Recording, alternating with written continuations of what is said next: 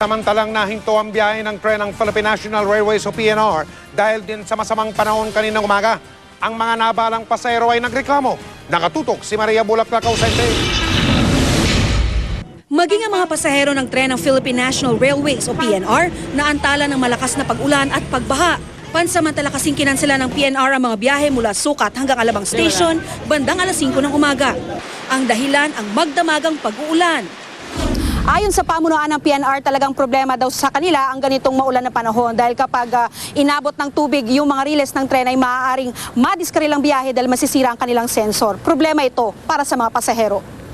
2 oras din ang lumipas bago muling nag-resume ang biyahe. Nang suyurin nga namin ang gilid ng mga riles mula Sukat hanggang Alabang, may mga naipon pang tubig. Patuloy pa kasi ang pag-uulan kahit wala namang bagyo. Hanggang dito lang yung biyahe, siyempre, hindi tayo makatuloy ng Alabang. So, dito nagbababaan yung mga pasahero dapat talaga intended for Alabang. So, gano'n na rin. Yung susunod na tren, hindi makapasok, kaya nagkakaroon tayo ng delay. Gano'n. Pero ang mga naantalang pasahero, nagre-reklamo pa rin. Ang cancellation kasi nakaapekto sa regular schedules. Siyempre, late naman. Manibang oras na ngayon, last 10 na. Samantala sumakay kami, wala pang 8. Kaya mangyayari niyan, ay pabalik na lang kami sa uwi na uli ng bahay. Nakakaya naman sa kontraktor namin. Delikado, maraming tao, pasahero, maraming madidisgrasya. Ano ba nung tumigil ng ilang oras o madelay, meron namang alternative na pwede sakyan. Ang mga estudyante ang dinatnan naming nag-aabang ng tren, naabutan na ng pagkansela ng klase, nasa istasyon pa rin. Dapat po makakasakay kami mga 8:40. Kaso po, delayed yung train kasi umuulan. Okay lang ba yun? Hindi po. Kasi kami, biyahe po sa biyahe. May mga hinahabol din po kaming oras. Kaya nga po kami sumakay sa tren para medyo mabilis po yung biyahe namin. Tapos magkakaroon pa po ng delay. Parang hindi man po siya mabuti para sa amin. Lalo na po sa mga students. Mahaba-habang pasensya naman ang hiling ng pamunuan sa mga naabalang pasahero. Mas mabuti na raw ang nag-iingat kaysa naman masira ang tren. Gano'n talaga yung panahon natin. Hindi natin gusto lahat yan. Maaaring tumawag sa tanggapan ng PNR sa hotline 311-0044 o 43. Maria Bulaklak Ausente, nakatutok, 24 oras. Sa pagpapatuloy ng serye ng Special Report ang 24 oras tungkol sa mga krimen. Tampok namin ngayon ang mga kawatan na kung tawagin ay riding in tandem. Mula sa pang-hold up hanggang sa pagpatay. Sangkot ang mga kriminal na nakamotorsiklo. Ano naman kaya ang aksyon ng pulisya para masugpo ito? Nakatutok si JP Soriano. June 18, 2010, karumal-dumal ang sinapit ng sima na si Edralyn Amon. Matapos barilin, pinagnakawan pa. Ang mga salarin, mabilis na nakatakas sakay ng motorsiklo. Sa tulong ng kuha ng CCTV camera, nahuli ang isa sa mga sospek. Pero napatay siya ng mga pulis matapos umanong mang-agaw ng baril. Nito lang April 16, nakunan din ng CCTV ang operasyon ng mga nakamotor sa Pasay. Sa isang mataong lugar, binarilang lalaki at ang mga salarin mabilis ulit nakatakas sakay ng motor. Bukod sa mga kaso ng pagpatay, ilang beses na rin nakuna ng CCTV ang iba pang krimen ng mga nakamotorsiklo. Mula sa snatching hanggang sa paghagis ng granada sa bahay ng isang barangay official sa Pasay. Sa dami ng mga ganitong krimen, nagpa siya ang PNP na tukuyin kung ilang krimen na ang kagagawa ng mga salarin na sakay ng motorsiklo. Riding in tandem ang tawag nila dito. Noong taong 2011, halos 3,000 krimeng kinabibilangan ng riding in tandem ang natala ng PNP sa buong bansa dahil mas mura raw ang motorsiklo at pwede itong magsusuot maging sa mga eskinita. Ito na raw ang naging transportasyon ng mga kriminal. Napakadaling kumuha ng motor. Yung monthly amortization mo napakababa.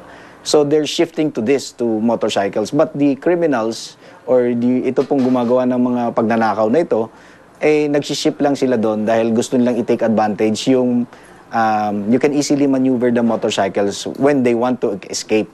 Ang Volunteers Against Crime and Corruption o VACC, labis nang nababahala.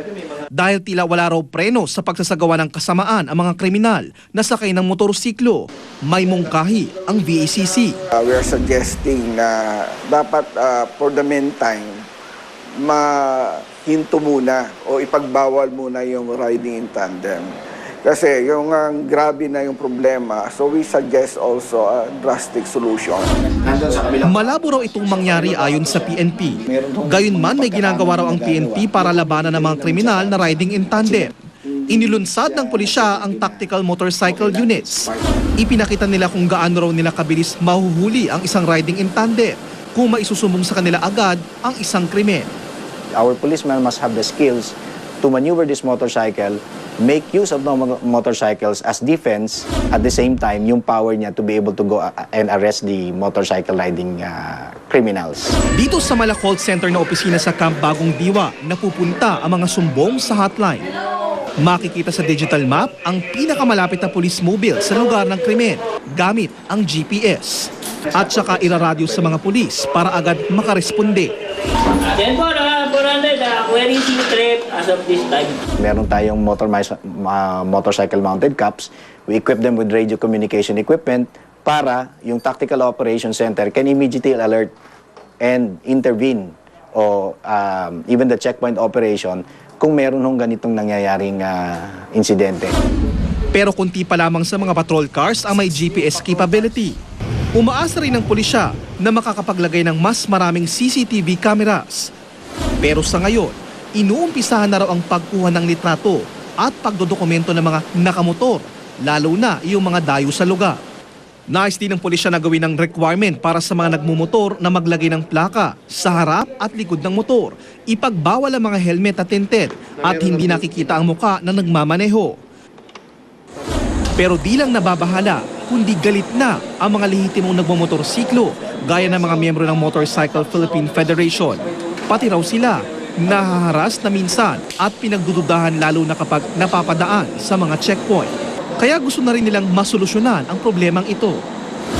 Kung meron pa ikot-ikot na medyo suspicious looking, ilagay mo lang ulit, i-video mo nang hindi ka nakikita. So para pagka nagkaroon ng insidenteng malaki ron, may ibibigay mo sa pulis yan. Pati ang pag-require sa mga backrider o yung angkas na mga nagmumotor, dapat din daw naka-gloves. Tatanggalin mo, delay yan eh. Tatanggalin mo pagbunot ng baril. So kung wala kang gloves, sitahin ng barangay agad.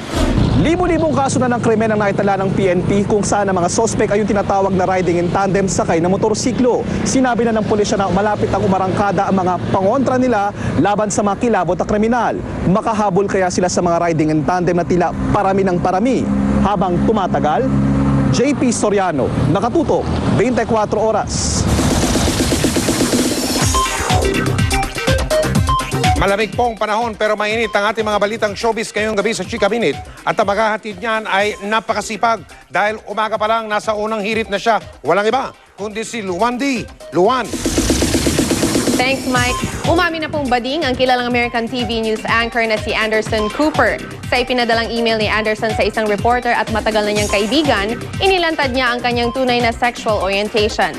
Masaya, komportable at proud daw si Anderson sa pagiging bading. Open at honest din daw siya sa pagiging bading sa kanyang mga kaanak, kaibigan at katrabaho. Hindi raw gay rights activist si Anderson pero tingin niya mahalagang panindigan ang pagiging homosexual. Mamaya sa Chika Minute, silipin ang shooting ng music video ni Julian San Jose. Tutukan yan. Susunod, mga natrap sa sunog sa isang gusali sa bansang Ecuador, pinasag ang bintana para makahingi ng saklolo.